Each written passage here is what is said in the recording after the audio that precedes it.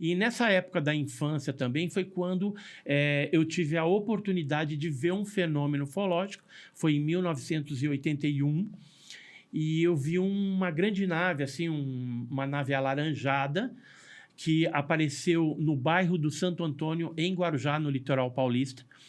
E como que se deu a situação? Era um domingo, eu assistindo o Silvio Santos, juntamente com meu irmão, minha mãe, e aí minha mãe falou assim, eu vou sair ali fora pegar umas roupas que estão penduradas ali no varal. Aonde isso, Edson? No Guarujá. No Guarujá. Guarujá, litoral de São Paulo. Aí quando ela saiu, não demorou muito tempo, ela gritou, né, deu um grito, e eu e o meu irmão mais novo, o Marcos, saímos para acudir minha mãe. Quando chegamos lá, ao sair na porta e já olhar, a gente morava numa edícula, a gente vê aquela nave alaranjada enorme, que não era um avião, não era drone, nem tinha drone em 1981. Não tinha. Não era um cometa e, detalhe, não tinha som nenhum. E aí, de repente, começa a acontecer algo bizarro. Começam a sair objetos por baixo daquele objeto maior. Então, saía 2 esferas vermelhas, pulsantes, e a cada 2 ia para uma determinada região. 2 para lá. Eu, como tenho um pouco de toque, comecei a contar, contei 16 objetos que saíram a partir do momento que eu comecei a observar. Estava direcionando as luzes para... Saiu os objetos. Só cortar um minutinho.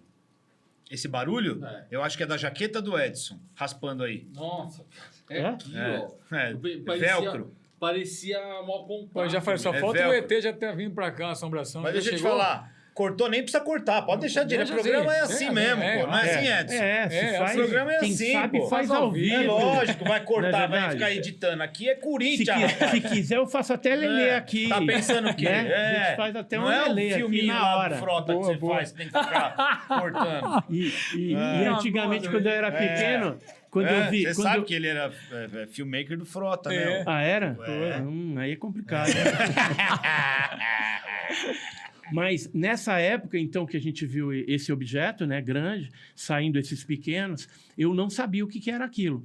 Aí o objeto ele foi subindo assim num ângulo, não 45 graus, talvez um pouco menos, e se posicionou sobre a cidade de Santos.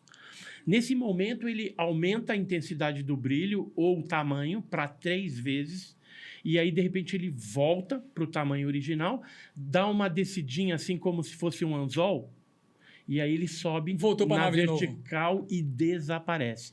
Nisso a gente já estava no portão de casa, né, porque eu morava na edícula, a gente já tinha atravessado todo o quintal, aí as pessoas apontando, vizinhos olhando aquele negócio, e a gente também embasbacado, meu irmão chorando, porque na hora que aquilo aumentou o brilho, ele pensou que o mundo estava acabando, depois ele contou isso pra gente, e voltei, né, ficamos ali questionando um pouco, não conversamos com meu pai, porque meu pai não acreditava muito nessas paradas. Aí eu também não sabia, mas minha mãe preferia evitar de comentar certas coisas que a gente não sabia o que era. E aí depois, no dia seguinte, eu fui trabalhar no Banco do Brasil, conversei com um vigilante da Pires, que era o Ledinildo Azevedo Ledo de Mello, Ledo. Sabe o nome completo do E o da Ledo testemunha. falou para mim que o que eu tinha visto era um OVNI. Aí, a partir daquele momento, eu falei, o que é OVNI? Objeto voador não identificado. Aí me apresentou um grupo de Sumaré, que era o CEPEX, coordenados por 2 irmãos gêmeos, que eram o Eduardo Mondini e o Oswaldo Mondini. Então, ele falou assim, faz uma cartinha, escreve o que você viu, esse relato, e envia para esse endereço aqui lá em Sumaré. Aí enviei, aí eles começaram a mandar boletim, fui me inteirando, passaram-se 4 anos, em 1985 eu fundei o GUG, que era o Grupo Ufológico do Guarujá. E aí nós passamos a investigar casos no litoral paulista, inicialmente. Lá nós investigamos cerca de 500, 600 casos Tudo aproximadamente. isso, velho? Sim, envolvendo diversos graus de contato, né? Pousos, avistamentos simples, abduções, casos dentro de instalações militares, no Forte dos Andradas, Base Aérea de Santos, o Forte Taipu, em São Vicente, né? E casos de desaparecimento de pessoas, queda desses objetos no litoral, por exemplo, queda em Cubatão, queda em Iguape, explosão de um OVNI em Ubatuba, na Praia das Toninhas, e por aí vai. Um outro objeto que deixou fragmento em Guarujá, na Praia Branca. Enfim, aí eu me lancei de cabeça nos assuntos ufológicos, não parei mais. Já estou há 45 anos investigando, já estive em 21 países também investigando o fenômeno, além de diversos casos, né, em diversos estados brasileiros, onde nós estivemos ali coletando essas observações, além das nossas próprias observações pessoais em vigílias, né? Então, vigília em Poranga, a última vigília que nós fizemos foi agora recentemente em Peruíbe, no litoral sul de São Paulo, onde foi filmado um desses objetos aí estranhos. Está no nosso canal lá também, as imagens.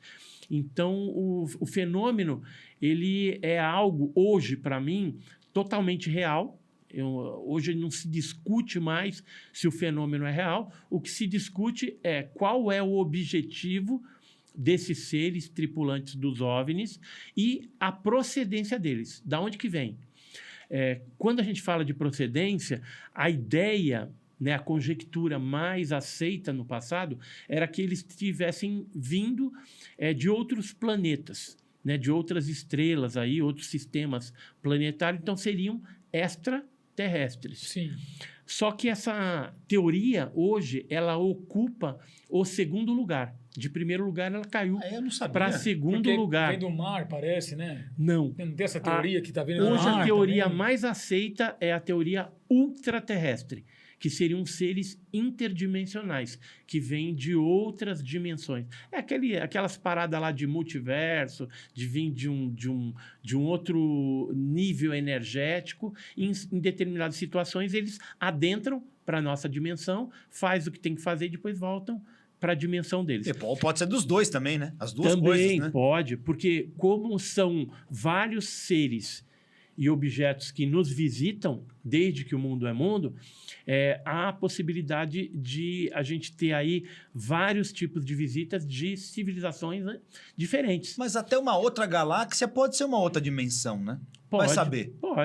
Pode a gente ter uma estrela lá onde a vida que habita ali esteja num outro nível energético, numa outra dimensão. Pode pra ser. gente né? ter- pode. Então é uma coisa que Tudo casa pode. com a parte espiritual também. Também. Não, mas não é. Ué, você vem de outras dimensões, talvez de outros tempos, é uma coisa espiritual. Vamos Também. falar de Ó, tudo isso. Inclusive, tem seres que são energéticos, né? Eu estou estudando um caso, na atualidade, que é o caso Cláudio, onde policiais militares de Minas Gerais, dessa cidade de Cláudio, perseguiram duas criaturas num canavial da cidade.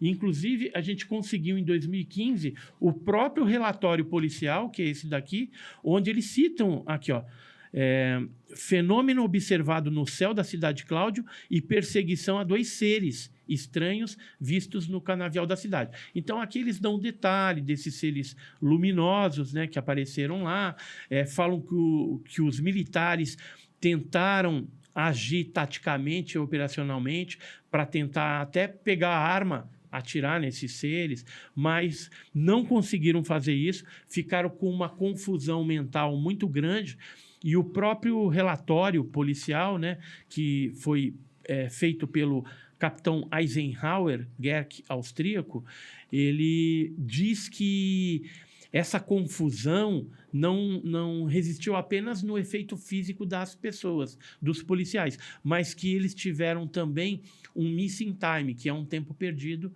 ou seja... Uma janela que não sabe o que não aconteceu. sabe o que aconteceu. Toda operação, só para vocês terem uma ideia, esse relatório ele relata 2 investidas da Polícia Militar nesses seres e naves.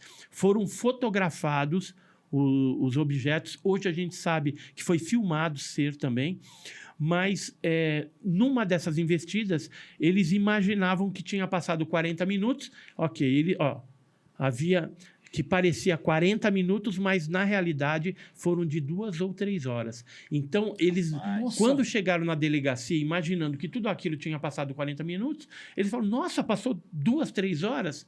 O que aconteceu que a gente não lembra? E hoje a gente tem a convicção que eles foram abduzidos também. Não só os militares, como também civis lá na cidade, que a gente tem feito hipnose agora regressiva. A gente teve recentemente lá fazendo uma hipnose. Deixa eu ver se eu... Tá dando medo da bexiga isso aí. E na hipnose revelou que esses... aqui é uma imagem, né, que dá para a gente ter uma ideia. Isso aqui é a viatura que deu problema por ter ficado, talvez, próximo a esses seres, né? E ela acabou dando problema também.